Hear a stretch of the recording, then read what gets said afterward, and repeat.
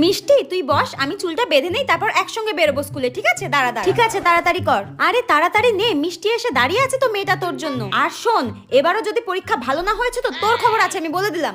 হ্যাঁ মা, তুমি চিন্তা করো না, আজকের পরীক্ষা আমার দারুণ হবে। আমি কালকে সারা রাত জেগে জেগে সব মুখস্থ করে নিয়েছি, সব। আমার আজকে পরীক্ষাটা যে হবে না মা, কি জানি বাবা, সারা বছর না পড়ে পরীক্ষার আগের দিন রাত জেগে জেগে কি এমন করিস ভগবান জানে।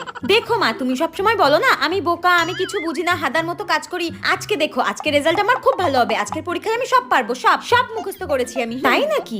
এই মিষ্টি শোন না, আমার স্কুলের ব্যাগে একটু বাংলা বইটা ঢুকিয়ে দে তো। স্কুলে গিয়ে যদি সময় থাকে আর একটু পড়ে নেবো, দেখবি তাহলে আরো ভালো রেজাল্ট করতে পারবো, ঠিক আছে? হ্যাঁ, বাংলা বই ঢোকাবো, কিন্তু আজকে তো ইংরেজি পরীক্ষা।